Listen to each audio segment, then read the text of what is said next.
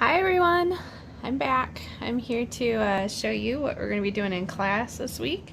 So if you missed class or if you are watching from home, you can still do and catch up with the first part of our intro to watercolors. I'm changing up. We've got some new students coming in and we have some experienced students that are returning for the watercolors class, and so I am just going to change up how we do our techniques, and kind of hopefully it'll come out looking pretty cool. So as you can tell, I have 8 sections here, but what I did is I divided them up. You can use some masking tape, or I have some cute washi tape I got, and I just divided my paper up into 8 sections and kind of made this fun geometric design. And the main thing is when you're taping them, it's okay to tape down to your table to hold your paper in place.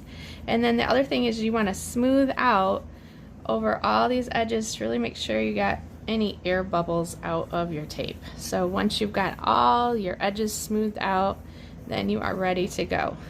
And the first thing we always do is we make sure we get our brush a little wet, right? And we also, I like to use my spray bottle, but you spray down your paints, get them all wet so they're activated, and then we're able to get started. So the first technique, you're going to pick a section and then we'll get going on it. So the first technique is wet on wet. It's a really nice pretty one, and I'm going to actually plug it right here. So I'm just going to wet this whole thing down first, not so that there's a puddle, but enough to actually get my paper wet. So it shouldn't take too long. Section's not huge, right? If you get too much water, you need to take some off, because sometimes we get a little exuberant. You can actually either take a dry brush, so like what I did is I just took my brush and I rubbed it on my sponge, and then you can run that over and it actually soaks any excess water up. If you wring it out again, you can do it again. But mine looks pretty good, so now I'm just going to pick one of my colors. So this paper is already nice and wet, and what I'm going to do is I'm going to drop color into it. So I really want to get some nice pigmented color, so I'm going to pick a color. Let's see, what do I want to do for this? I can do more than one color, so I'm going to go into my phthalo blue. I'm just going to drop some color in, and the fun part is watching what happens as you drop this color in. Okay, so you see how it's bleeding out because it's wet? You want to see it. Let's see if I can get you guys a little closer.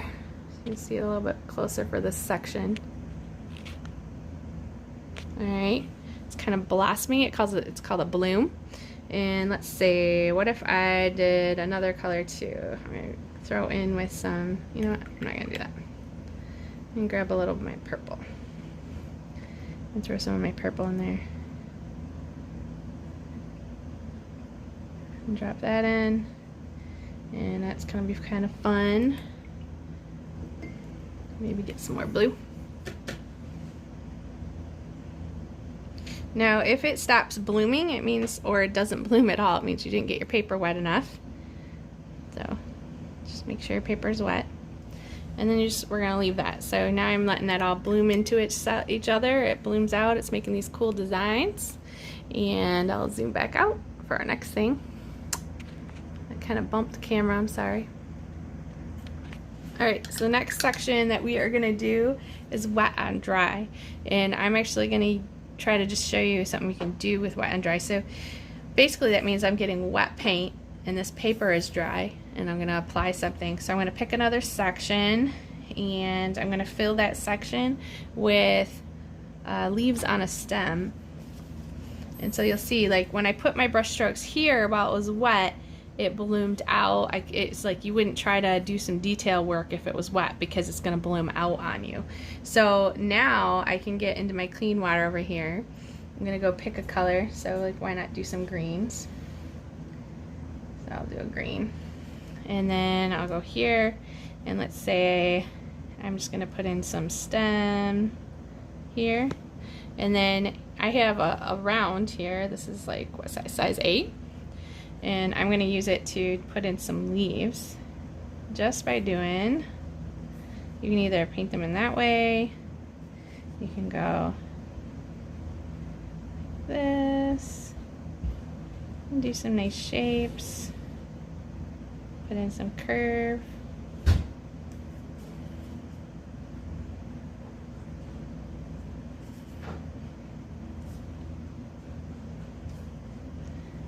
Sometimes your brushes, certain brushes, like I showed you the other day with this brush, it can actually make really great leaf shapes that I really love.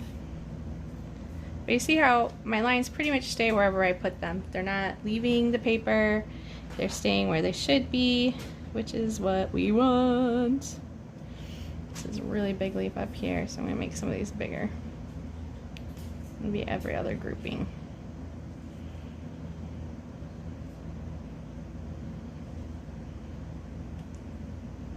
Alright, and if we're in class, I'll probably try to have you fill up this whole section, and like you can pick some other colors, so you're not always doing the same colors, so you could like maybe throw in some yellow ones too. And throw in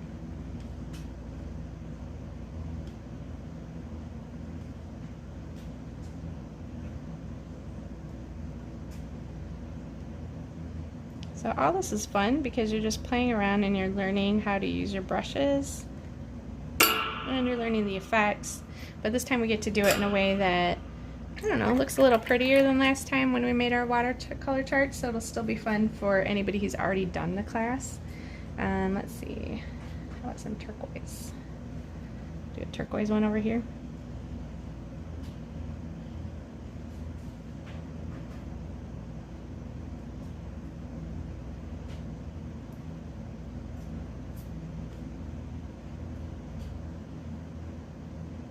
Now, the other thing I'm doing when I am painting into these sections is it's okay for me to hit the washi tape, but I'm trying not to go over the washi tape into another section. Sometimes your brushes will shed. If you see a little brush hair coming off, that is okay. Just stop for a second, pick it off of your brush head. Alright, so there's our section for wet on dry. Give your brush a good wash, head over to the sponge. Let's see, what do we want to do next? We are going to go into, oh yeah, we're going to lay down a little section that's going to look kind of like plaid. And so all I'm going to do that up here, is I'm going to go and grab, let's see, go with this magenta. And all I want you guys to do is just, we're going to put in some stripes. And we're doing these wet on dry. Okay. And I'm not doing them opaque. One of the things about watercolors is you want to keep it translucent. So I'm just going to put in some stripes here and some magenta, and then we're going to come back once this dries and I'll show you glazing once we're done with this being dry. So we're going to do this, go finish some of our other sections, and come back. And then it'll be ready for us. So I'm going to try to do this every week, so if you are watching from home, because I have some students that watch from home, or if you miss class because you're sick, it's that time of year, we all get a little something. This way you're not missing too much from class, you'll be able to see what we did. Alright, those are not super straight, but we're not going to worry about that. Okay, next up, we are going to do, this is fun, we're going to do some alcohol drops on the paper. So I'm going to pick a new color, and let's see, go over here, and I'm actually going to pull out some greens again just for fun, and I'm going to get it really pigmented. And so what I mean by that, really juicy, one of the things you'll hear me say is juicy. So I'm just going to get lots, do you see how it's nice and vibrant? Lots of pigment, and I'm taking it across the paper and getting this section all covered real quick. And then we're going to come in and drop alcohol drops on it from rubbing alcohol, and it's super fun. I've used it in a few paintings. It makes some really fun effects. Last time we did it, the students really enjoyed it. Alright, so here we go. Oop, got my handy dandy alcohol here, rubbing alcohol. I'm going to pour it into the cap so it's a little easier to manage, because this one doesn't have a little dropper. Alright, you guys ready? Ooh, do you see it? Yeah, I can even zoom me back in here. Do some more. You see these fun bubbles? And get one up there. There you go. It's making a really fun pattern. And then I'm going to stop there. But you guys can see the cool effect that makes. Isn't that neat? So pretty. Get even closer. Isn't that gorgeous? Oh, I love it. All right, next up. Let's see. We are going to go back and grab our brush again. And we're going to make a pretty blue section with clouds. Let's see. I'm going to do that over here. So I'm going to grab another blue that I haven't used yet. So I'm going to go for some ultramarine blue. And I'm going to lay that down. Probably should have used a bigger brush, go quicker. So when we're in class, you can grab your bigger brush for this. But again, it's just like when we did the alcohol. I want that paint nice and juicy with pigment. And then this is going to be a lift. We're actually going to use plain facial tissue. You can use paper towel, but oftentimes paper towel has a pattern, which if you want the pattern is great, but a lot of times people when they're doing clouds don't want to have a paper towel pattern show up. And we're also going to try it out with Q-tips, so I'll show you both. Alright, so there we go. I got a nice ultramarine blue patch. I'm going to go over here and get some tissue. You just crumple that tissue up like so, and you come in and make some cloud shapes. Alright.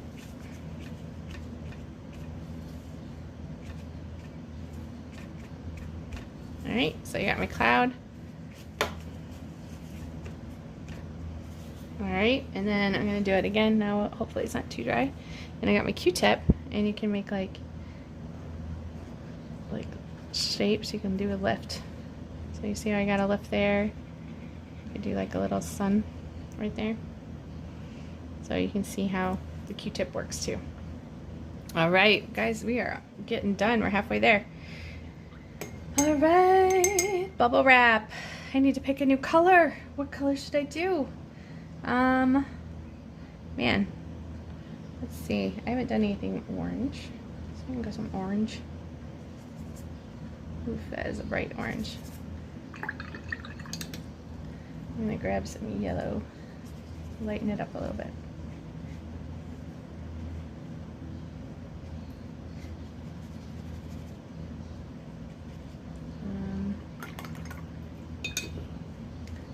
Do a little bit more yellow right here, so it kind of fades.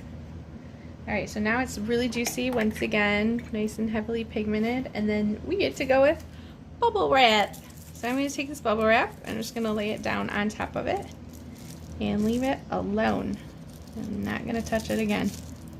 Alright, so you just kind of smooth the bubble wrap on there, and then you leave it like that until it dries. Alright, so we've done that. Alright, next up, salt, which is also another fun one. And then we'll do saran wrap. So I need another color. How about I'll do, no, let's see. How about more, having a moment. I'm gonna do a turquoise green one. Juicy color again.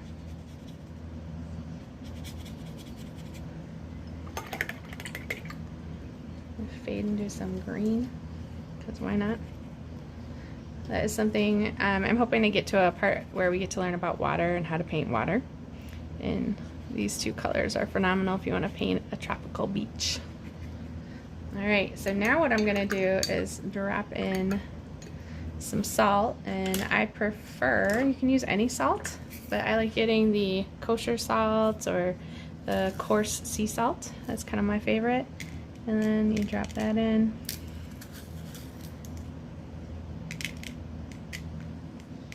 And let it do its thing. And again, you leave that there till it dries. Alright. And we're almost done, because we only have to go back to this, which is pretty much almost ready for us. And we gotta do this section. So let's see here.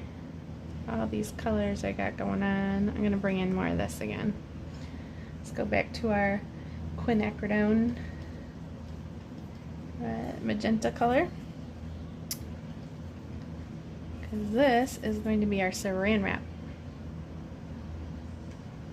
And can you guess it? Juicy color, because we like juicy color. We're going to do another one of these and learn about the different brushes and the strokes they make, because we didn't get to concentrate too much on that last time. So this next time we'll do that too. So we'll have 2 of these, and I'm going to have you guys keep them in your 3-ring binder. And you can refer back to them, or you can hang them up. They're just going to be cute. Alright, so that's nice and juicy, pigmented. Right?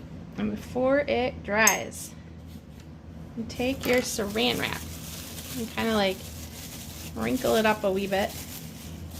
And then just like we have this here, I don't want to bump that, so I'm just going to hold my bubble wrap in place. And then I'm going to lay down this. And you can already kind of see, I'll let it zoom in again. You can already see that the paint is starting to collect in certain sections. It's really cool. So now you leave that there till it dries as well. So we've got the bubble wrap, and we've got that. I'll line you back up. And now we're going to go back and finish our glazing. So I'm going to get my brush nice and clean. And I'm going to come back in with yellow. But this time, I'm going to go the opposite direction that I did last time. Okay? Okay. So this time I'm going to come across here.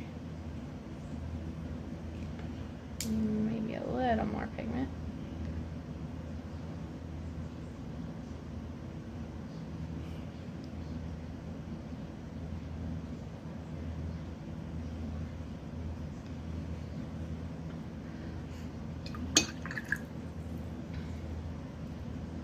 So if you miss this, I'm not even using it for whenever we do our watercolor charts with our techniques and stuff. I don't use the expensive paper for that. And so this is just the Canson Watercolor XL. And you can get that real cheap at any of the stores that might have a craft section. You can get it on Amazon, wherever. So what works for your family. Alright, and so you can kind of see how the color changes as you go over, because we have translucency in watercolors. We get nice fun color changes. So this is kind of like our plaid section. And so all of this would dry, and then you would peel your washi tape or your masking tape sections off once it's dry. Like I could kind of show you, let's see, where's one that's pretty dry? Show you right here a little bit so you can see what I'm saying. But it's kind of nice. It makes nice divisions. So you see how that's divided? Isn't that cool? I'm gonna lay it back down until it's fully dry. But alright, I hope you guys have a great week. Remember, watercolors are like happy and healthy for you. And happy accidents. I hope you guys read about that. You'll hear me say that a lot in class. We're going to follow that Bob Ross mentality and be really gracious with ourselves as we learn this. And just have fun, okay? And I can't wait to see you guys in class. Take care. Bye.